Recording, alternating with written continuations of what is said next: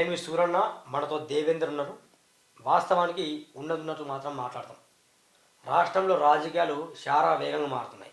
కవిత ఒక రకంగా drama play చేస్తుంది. తీన్మార్ మల్లన్న మరో డ్రామా. రేవంత్ రెడ్డి ఏమో సంవత్సరానికి నెలకు వారానికోసారి ఢిల్లీ ట్రిప్పులు. ఇక బీఆర్ఎస్ వాళ్ళకేమో 6 నోటీసులు. హైడ్రా పని హైడ్రాదే. హైడ్రా పని హైడ్రా లేదు. హైడ్రా ఏమైందో తెలియదు, జనాలు వెతుకుతున్నారు. హైడ్రా ఎక్కడ పేదవాళ్ళ కాన్నే కనిపిస్తుంది హైడ్రా. అంటే ఏమవుతున్నాయంటే రాష్ట్రంలో రాజకీయాలు మొత్తం చెడిపోయినాయి, ఘోరంగా మారుతున్నాయి. సెటిల్మెంట్ల దందాలు నడుస్తున్నాయి రాష్ట్రంలో. టోటల్గా సెటిల్మెంట్లు నడుస్తున్నాయి రాష్ట్రంలో మిత్రులారా. అది మీకు అర్థం కావాలంటే ఈ వీడియో మొత్తం వినని ఇక మనం మొదలెడదాం. ముఖ్యంగా కేసీఆర్ గురించి మాట్లాడితే, కేసీఆర్ ఏమైనా శుద్ధ పూసన? కేసీఆర్ ఏమైనా అవినీతి చేయలేదా? కేసీఆర్ ఉన్నప్పుడు తెలంగాణ రాష్ట్రంలో ప్రజల బతుకులు మారినాయా? రేవంత్ రెడ్డి వచ్చిన తర్వాత నిజంగా కేసీఆర్ కంటే అద్భుతంగా పరిపాలన చేస్తుందా?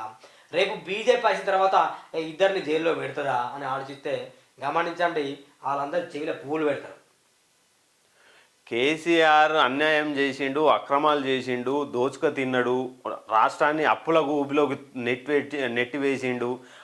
తలా 2 లక్షల పైచిలకు మాటే అప్పులు చేసిండు. ఇంకా పుట్టబోయే బిడ్డల మీద కూడా అప్పుని మోపబోతున్నాడు అని చెప్పేసి కళ్ళబొల్లి మాటలు అని చెప్పేసి రేవంత్ రెడ్డి ఏం చేసిండు, అధికారంలోకి వచ్చిండు. నేను అది చేస్తా, నేను ఇది చేస్తా, కేసీఆర్ గింతిచ్చిండు, నేను గింతిస్తా, తులం బంగారం ఇస్తా, రైతు బంధు 10,000 ఇస్తే నేను 15,000 ఇస్తా, ఇంకెన్ని రుణమాఫీ, మీరు ఈరోజు పోయి రుణమాఫీ తీసుకోండి, మళ్ళీ తెల్లారితే మనం అధికారంలోకి వచ్చిన తర్వాత ఆ రుణమాఫీ మొత్తం మాఫీ చేస్తా అన్నారు. కాంట్రాక్టర్ ఉద్యోగులను రెగ్యులరైజ్ చేస్తా అన్నారు. ఇలా అమలు కాని హామీలు ఎన్ని ఇచ్చిర్రు? 2 లక్షల ఉద్యోగాలట, 2 లక్షల ఉద్యోగాలు అన్నారు. అధికారులు వచ్చిన రేషన్ కార్డు వస్తుంది పో అని చెప్పాడు. టకా రిజిస్టర్ అయితే పో, పాస్బుక్ 2 రోజులు వస్తుంది పో ఇంటికి అని చెప్పాడు. నువ్వైతే 2 రోజులకు ఒకసారి ఢిల్లీకి వెళ్తావు. 2 రోజులకు ఒకసారి ఢిల్లీకి వెళ్ళుడు, ఢిల్లీకి వెళ్ళి అక్కడ పెద్ద మనుషులకు మూటలు అప్పచెప్పుడు, ఇక్కడ రాష్ట్రంలో జమ అయిన మూటలు అప్పచెప్పుడు, మళ్ళీ రావడం. నీ సీటుని కాపాడుకోవడానికే నీకు ఇక్కడ సరిపోతలేదు. ప్రజల గురించి నువ్వు మర్చిపోయినావు. ఇప్పుడు ఏం లేదు, నీ సీటు కాపాడుకోవడం. రాష్ట్రంలో మొత్తం హైదరాబాద్ సిటీ మొత్తం మీ బ్రదర్స్ అడ్డా అయిపోయింది. రియల్ ఎస్టేట్ని ఎందుకు నువ్వు డౌన్ చేసినావు? రియల్ ఎస్టేట్ని డౌన్ చేసి నువ్వు ఫ్యూచర్ సిటీ పెట్టాలని నువ్వు ఏం ప్లాన్ చేయాలనుకుంటున్నావు? మీ బ్రదర్స్ అందరూ కలిసి ఈ రియల్ ఎస్టేట్ని ఆక్యుపై చేసుకొని ఫ్యూచర్ సిటీలో ఏం ప్లాన్ చేసిరు మీరందరూ? అంటే మీరు చేయాలనుకున్న రాష్ట్రాన్ని అభివృద్ధి చేయాలనుకుంటున్నారా? మీరు మాత్రమే డెవలప్ అవుదాం అనుకుంటున్నారా? నా అంచనా నిజమైతే రేవంత్ రెడ్డి గారికి ఒక బలమైన ప్రణాళిక ఉంది. లక్షల కోట్లు సంపాదించాలని ఒక ప్రణాళిక ఉంది. వాళ్ళ బ్రదర్స్ని అందుకే రంగాన దించాడు. వాళ్ళ ఎమ్మెల్యేలు కాదు, వాళ్ళ మంత్రులు కాదు, వాళ్ళ మంత్రుల పిఏలు కూడా కాదు, కానీ వాళ్ళు సీఎం కంటే ఘోరంగా ఫీల్ అవుతాను. సీఎం కంటే ఫీల్ కావడం కాదు, సచివాలయం మొత్తం మీ బ్రదర్స్ కంట్రోల్లో ఉన్నదన్నది వాస్తవం కాదా? మీరు చెప్పండి. సచివాలయాన్ని హ్యాండ్ ఓవర్ చేసుకున్నది మీ బ్రదర్స్. నేను నిక్కచ్చిగా చెప్తున్నాను, నేను ఎక్కడికంటే అక్కడికి చెప్తాను. మీరు నా మీద ఎన్ని కేసులు వేసుకున్నా సరే ఇది మా వాస్తవం. మిత్రులారా, రేవంత్ రెడ్డి బ్రదర్స్ కొండల్ రెడ్డి, తిరుపతి రెడ్డి మినిమం 5 కోట్లు లేని ఫైల్ వెళ్ళదట వాళ్ళ దగ్గర. మినిమం 5 crores అట. ఏదన్నా ఫైల్ రేవంత్ రెడ్డి దగ్గర వెళ్ళారే, నా బ్రదర్ చూసారు వెళ్ళిపోండి. మినిమం 5 కోట్ల ఫైల్ అట. సూరన్న బ్రదర్ని కలవాలంటేనే ఫస్ట్ ఈ బ్రదర్స్ని కలవాలి. ఎంత దారుణం. పట్టుమని రేవంత్ రెడ్డి గారు మీరు అధికారంలోకి వచ్చిన వెంటనే ప్రజావాణి సచివాలయంలో ఓపెన్ చేశారు. ఎన్ని రోజులు కొనసాగింది అది? దాన్ని ఎందుకు ఆపేశారు? సచివాలయంలో మీరు అధికారంలోకి వచ్చిందంటే ప్రతి ఒక్క సామాన్యుడికి ఎంట్రీ ఇచ్చిర్రు. ప్రతి ఒక్క సామాన్యుడు వచ్చి వాని బాధ చెప్పుకునే అవకాశం కల్పించిర్రు. ఇప్పుడు ఎందుకు బంద్ అయింది? నేను అడుగుతున్నా, మీరు అప్పుడు ఇచ్చిన అవకాశాన్ని ఇప్పుడు ఎందుకు గేట్ల వద్దే ఆపేస్తున్నారు? ఎందుకు? ప్రజల వద్దకు పాలన అన్నారు కదా, ఎక్కడ పోయింది? ఏం జరుగుతుంది? గంగారా నిజంగా రేవంత్ రెడ్డికి చిత్తశుద్ధి ఒక పని చేయాలి. ఏం పని చేయాలంటే, దేవేందర్ ఆయన అధికారంలో వచ్చినప్పుడు నేను సీట్ ఎక్కితే అధికారంలో వస్తే కల్వకుంట్ల కుటుంబాన్ని దోచుకుతున్న సొమ్మును మొత్తం బజారు లాగుతా, రాష్ట్ర అప్పుని క్లియర్ చేస్తా, పేదలకు పంచుతా అని చెప్పిండు ఆయన. పంచుదాన్ని చెప్పిండు. మరి ఏమైంది? ఎందరిని జైలు వేసినాం? కల్వకుంట్ల కుటుంబం విద్యుత్ స్కామ్ చేసింది, జైలు వేసినావా? పేపర్ లీకేజ్ చేసింది, జైలు వేసినావా? ఫోన్ ట్యాపింగ్ చేస్తాంది, జైలు వేసినావా? గొర్రెల స్కీములో స్కామ్ జరిగింది, జైలు వేసినావా? ఏ పథకంలో స్కామ్ జరగలే? వాళ్ళు ఘోరంగా చేసిండ్రు, రాష్ట్రాన్ని దోచుకు తిన్నాడు, అప్పుల కుప్పగా మార్చిండ్రు, మొత్తం రాష్ట్రాన్ని దివాళా తీసిండ్రు. కల్వకుంట్ల కుటుంబం నాశనం చేసింది. మొత్తం రావుల పాలన, రావుల యుగం, ప్రభాకర్ రావు, తారక రామారావు, కవితారావు, సంతోష్ రావు, మొత్తం వీళ్ళు రావుల యుగం నడిచిందని చెప్పేసి విర్రవిగిన. మరి అధికారంలో వచ్చిన తర్వాత మరి వాళ్ళని ఎందుకు జైల్లో తీసుకెళ్తారు? 2 సంవత్సరాలు అయిపోయింది. సిట్టు విచారణ అట, మొత్తం విచారణే, జైల్లో తీసుకెళ్ళి లేదు. మరి నువ్వు చేసే పరిపాలన ఎట్లా ఉంది? మరి నీ బ్రదర్స్ అరాచకం. సిట్టు విచారణలో ఏం జరుగుతుంది అసలు? సిట్టు విచారణ ఇంకెన్ని రోజులు కొనసాగుతుంది? అంటే జనాల దృష్టిని, జనాల మైండ్ సెట్ని డైవర్ట్ చేయడానికే కదా ఇదంతా. బరాబర్ అదే. ఎన్ని నోటీసులు వెళ్తాయి? కేటీఆర్కి ఎన్నిసార్లు వెళ్తాయి, హరీష్ రావుకి ఎన్నిసార్లు వెళ్తాయి, కేసీఆర్కి ఎన్నిసార్లు వెళ్తాయి? ఇక నువ్వు ఎప్పుడు అరెస్ట్ చేసేది? మీ ఇద్దరి మధ్యన అసలు జరుగుతున్న ఒప్పందం ఏంటిది? అంటే ఓటుకు నోటు కేసు నువ్వు కాంప్రమైజ్ అయితే ఈ ట్యాపింగ్ కేసులో నేను కాంప్రమైజ్ అయినా మొత్తం అదే దందా నడుస్తుంది. సిట్టు విచారణ తొక్కతో లేదు, లోపల జరిగే సెటిల్మెంట్ అంతా వేరే ఉన్నది. అందుకే ఈ రాజకీయ నాయకులు, అందుకే పదే అన్నాం, రాజకీయాలన్నీ చెడిపోయినాయి.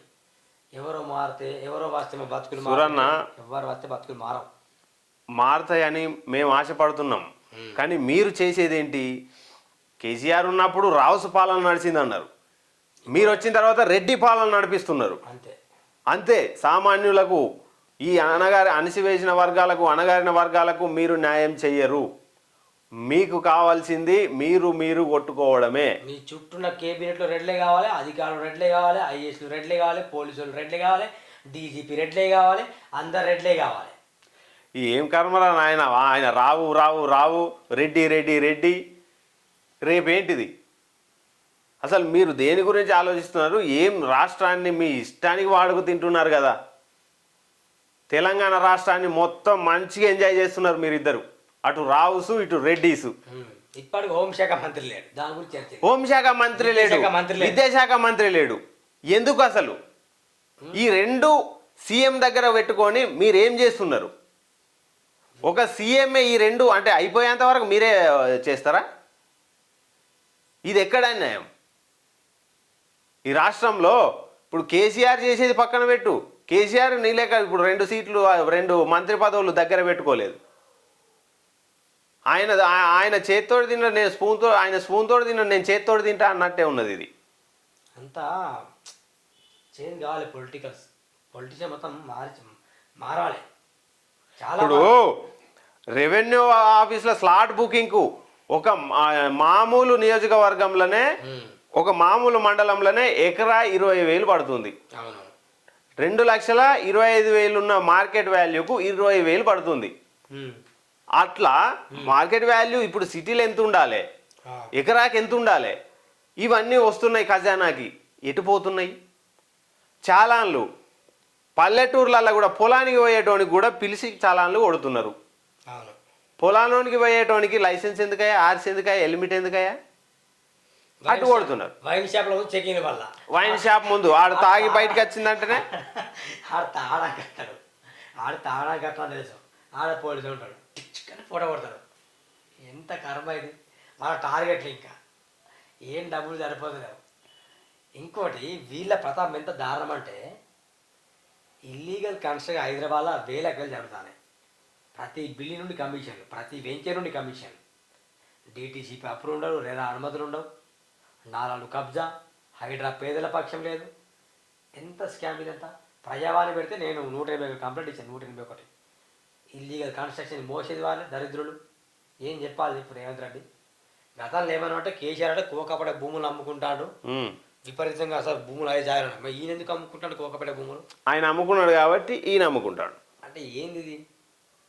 ఎంత దొంగ వ్యవహారం ఇది, ఎంత దోపిడిదనం, ఎంత అవినీతి! ఇప్పుడు రావుస్కు రెడ్డిస్కు పోటీ నడుస్తుంది. అంటే నీకన్నా నేను ఒక్క దోచుకుంటాను. వీళ్ళిద్దరు మాట్లాడుకున్నప్పుడు ఎట్లుంటుంది తెలుసా? ఎంత వేసినావు? 500 వేసిన, 500 కోట్లు వేసిన. 500 కోట్ల నేను చూపిస్తా, చెప్పా నేను చూపిస్తా. ఇట్లా ఉంటుంది ఇట్లా. వాళ్ళిద్దరి మధ్యన చీకటి మాటలు ఇట్లనే ఉంటాయి. ఏమో గిన్ని రోజుల అరెస్ట్ కావడం చెప్పండి, గిన్ని రోజులు పడుతుందా? ఇది ఎట్లా మళ్ళీ కవిత బయట రావడం, ఆయన ఫ్యామిలీ డ్రామా, ఆమె కట కేసీఆర్ నచ్చినట, కేటీఆర్ నచ్చినట, సంతోషరావు నచ్చినట, వాళ్ళందరూ మా కేసీఆర్ నాగా చేస్తాను, హరీష్ రావుకు నచ్చడం, అందరు వెయిట్ చేస్తాను మా నాన్నని, మా నాన్న నేను బతికి బయట పెట్టుకుంటా అని చెప్పి ఆమె పార్టీకి బయటకు వచ్చింది. తెలంగాణ జాగ్రత్త పడి ఆమె పెట్టింది. ఏం చెప్పాలి చెప్పు డ్రామా ఆమెది అంటే ఎవరి లబ్ధి కోసం? ఇంతవరకు ఇంటి పేరే మార్చుకోలేదు. దేవనపల్లి పోయి కలవకుండా కవిత అని చెప్పుకుంటున్నావు, నువ్వు ఇంకా రాష్ట్ర రాజకీయాలు మారుతావు. నీ భర్త ఎవరో నీ భర్తని బీఆర్ఎస్ ఉన్నప్పుడు ఎవరు కూడా చూడలే, వాస్తవానికి లేదు, కనిపించకుండా నడిపించిండ్రు. అవును, మరి ఇప్పుడు కూడా అధ్యక్ష పదవి అయినప్పుడు ఇప్పుడైనా చూపించు, బాగుంటుంది కదా. దేవనపల్లి కవితను పెట్టుకో, కలవకుండా కవిత చెప్పేసి మళ్ళీ కేసీఆర్ పేరు చేయకుండా రాజకీయం చేసి అమ్ముంటే ఇక నిన్ను ఎవరు నడిపిస్తారు మాది కదా, బాగా తెలుసు. రాష్ట్ర రాజకీయాలు చాలా ఊపందుకున్న మిత్రులారా, గమనించండి. ఈ స్కాములు చేసేటోళ్ళు స్కీములు తీస్తారు, స్కాములు చేస్తారు, వీళ్ళు మళ్ళీ సీఎంలు అవుతారు, వీళ్ళు ఇంకా మంత్రులు.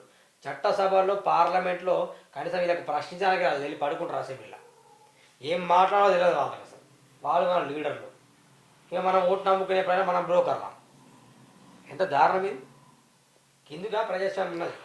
కవిత గారు, ఇప్పుడు మీరు రేవంత్ రెడ్డి సైడ్ ఉన్నారని రాష్ట్రం అంతా తెలుసు. మొన్నటి వరకు స్పందించండి మీరు, ఇప్పుడు ఏదో నా పైకి రాకూడదని చెప్పేసి మీరు అంటున్నట్టు మామూలుగా రేవంత్ రెడ్డి ట్యాపింగ్ విషయంలో ఇలా చేయడం కరెక్ట్ కాదని నార్మల్గా అంటున్నారు. మాకు తెలిసి ఇవన్నీ ఎందుకు అవన్నీ? ఏదన్నా మీరు ఓపెన్గా చెప్పి ఒక ఇంత నిజాన్ని బయటికి పెట్టే ప్రయత్నం చేయండి. కేపాల్ 100% బెటర్.